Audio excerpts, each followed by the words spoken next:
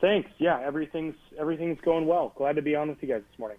Hey, how different is it, Kirk? I know you guys are preparing for the lottery. It's something you don't normally do. How different is it evaluating a potential pick, not having the same hands-on experience that you normally would have in working out guys in preparing for what we would consider to be a normal NBA draft year?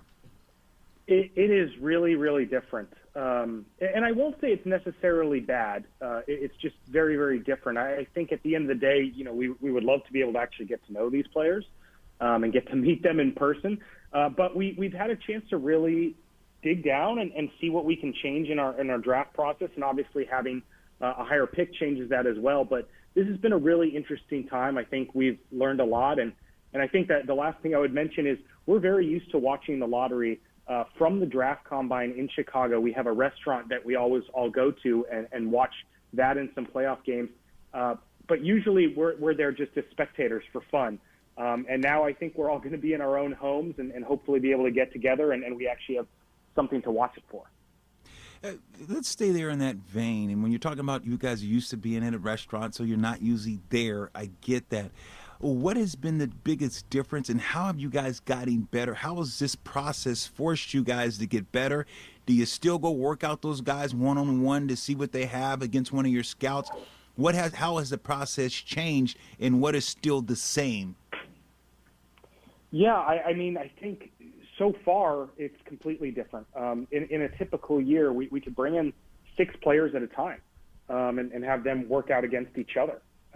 And we could interview them in person and have them meet with the coaching staff and our training staff. And right now, it's none of that. We can't even bring in a single player to work out by themselves. In fact, Wow. We can't even watch footage of workouts. We're not supposed to be sent footage of individual workouts. So, we get things by word of mouth, and we can do Ring Central video interviews with players. That's the closest we've gotten. That's been great, actually. That has been really great because we've had a chance to get a number of people in a room, and we've gone through, over 100 players maybe at this point doing interviews, and we've just never had the opportunity to do that. Typically, player interviews we do about 6 to 8 hours straight in Chicago for 3 days, and so you get about 45 guys. But this has been totally different, and like I said, different but not necessarily bad. Kirk, the Warriors have a couple of moves up your guys' sleeve this offseason, the mid-level exception, and then that Andre Iguodala traded player exception. Is it too early for you guys to already be kind of putting a board together, maybe a potential wish list of how you're going to utilize those tools? Of course not. It's never too early. We're planning this stuff, throughout the year prior. So all during this year, but before we even knew that this year was going to be rough. We had started to plan out this off season, and we've had a lot of time on our hands this off season. It's been a really, really long off season so far. So we've been planning. We've been messing with our board. We've been doing a lot of scouting. Things obviously change. What happens with the lottery, and then ultimately the draft may change some of that as well. But we have certainly planned and will continue to do work on all of those. We've got a lot of tools, and we're really excited about the offseason, whenever it may be. That's the hardest thing is we don't know when next season is. We really don't know the cadence of the rest of this offseason. How do you guys balance, when you're saying, okay, I got Steph and Clay, the big three, okay, getting a little older, we understand that, and the window's still open to win championships, and the expectations for the Warriors because you guys have built a dynasty, it's high. But how do you balance that and say, okay, where are we at? How do you say, do I want a good mix of younger players? I want to make sure that we bring in the right free agents and, right guys, the mid-level player. How is that all put together to know, hey, look, do I make this transition and go all young? How do you guys do that without the guys saying, man, this year, well, we're not necessarily building the championship? Well, look, you're always trying to win the championship. When you've got any chance at all, Sure. which I sure think we do, Sure. You want to try to win. I mean, that's the point of all this is to win a championship. It's not to get brownie points and have nice articles written about you. It's about trying to win a championship. That's what it's completely about. And there's a couple different ways to do that. You have to balance some things roster-wise. I mean, we have 3 players who have done it 3 times. And I know, people like to say that they're getting older. I guess that means I'm about the same age as all 3 of those guys. I guess people are calling me old. I don't want to be considered old. But those guys, in my opinion, are right in their prime. And, I think they've learned so much over the last 5 or 6 years. They are really, really ready to go. And it's our job to surround them with a team that can help them get back and over that hump. We view last year as just kind of a momentary blip. But we think we've added a few pieces around them. Obviously, Andrew Wiggins is a bit younger, and we think absolutely has some untapped stuff there. We have guys like Looney who we think can bounce back. We have guys like Marquise Chris and Damion Lee who really had good years and showed a lot of growth. So our goal is, bring in our rookies from last year, Allen, Jordan Poole, Eric Pascal. I think, all these guys have a chance, but we have to continue to add around them. There's no question that we need to add some more veterans. Last year we were an incredibly young team. But it's a delicate balance because you do want to have a future while you're trying to win. But you can't like take that future and throw it out, but you also can't say, I want all vets because, older players can get hurt or whatever. Younger players tend to have more growth. So it really is a delicate balance. That's why we're so excited about having a high draft pick. Hopefully somebody who can both help us somewhat in the near term, but also provide, a lot of help in the coming years. Because we don't just want to win a championship this year, remember. Sure. I'm sure it's been said somewhere. We want to continue to be in the run for championships over the next, 3, 4, 5+ years. And you can't do that unless you're continually bringing in new talent. Warriors assistant GM Kirk Lacob joining us here on Kozlo and Dibs on 95.7 The Game. This is a new ground for you guys being this high in the draft. And I'm interested at your philosophy because we've seen some teams pass on talent because they think that, well, we've already got guys that fill that slot. Where do the Warriors stand? And maybe it's still an evolving question. You know what you have, the pieces you have. Where are you in taking the best player at your pick versus taking the best player who fills a need that you guys have? And that's got to be a tough decision to make. And maybe the most recent one was in Sacramento where they chose, because they had a ball-dominant guy in De'Aaron Fox, they chose not to take Luka Doncic. And that's kind of coming back on them a little bit. But where do the Warriors stand on how they evaluate best player overall versus maybe the best guy that fills a need? I think that this is actually a misunderstanding in general, that best player can't be a need. I mean, a need for most basketball teams is good players. And a good player generally can do a lot of different things. So I think we get caught up often in the traditional 5 positions and how those fit together instead of how skill sets fit together. And that means sometimes the traditional 5 positions overlap. But if you look at, when our team was really successful over the last few years, we had a lot of players who either didn't have a traditional position or could play multiple spots, and often they would play together. So I don't think the answer is necessarily binary, that you have to pick one or the other. Absolutely, we believe you need to draft the best players. I mean, basketball is a team sport. It's 5-on-5, and yet one player can dominate, as we've seen in yesterday's playoffs. And over the last few years, one player can dominate. So you need the best players, but you do want to have skill sets that fit each other so that those players can continue to grow and be the best version of themselves. So I know that was a looping answer to your question, which is, we want to take the players that we think are the best, but that also we think will have the best chance to succeed with our team. We need somebody who will absolutely take what we've already got and amplify that, and ultimately amplify their own career in doing that.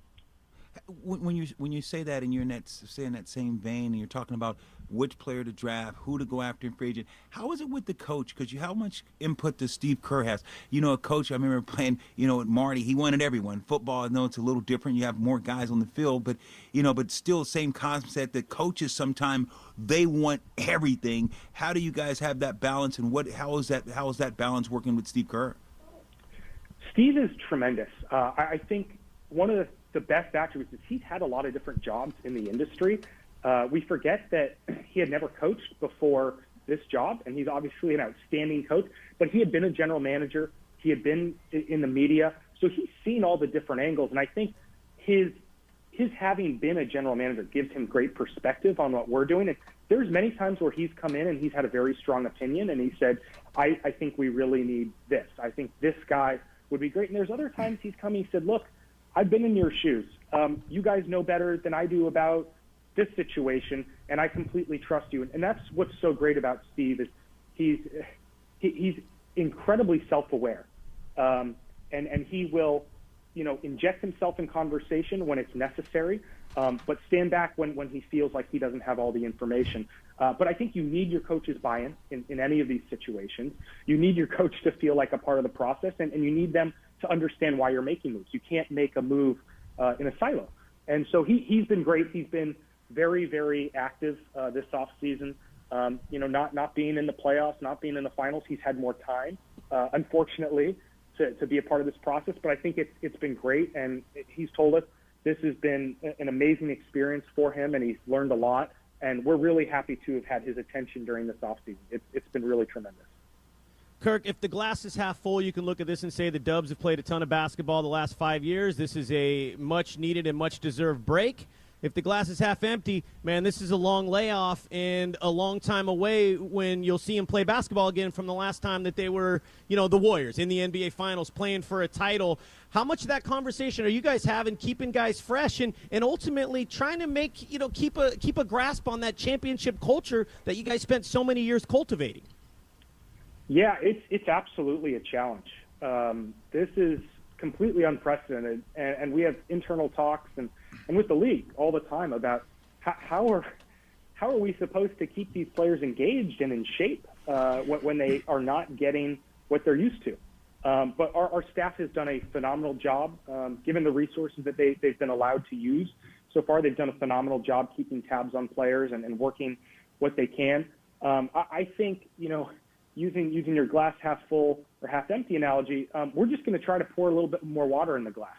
We're going to try to get it closer to full. So we're going to do everything in our power to make this an optimistic situation, something that will end up being a net positive. But there's no question it's unprecedented.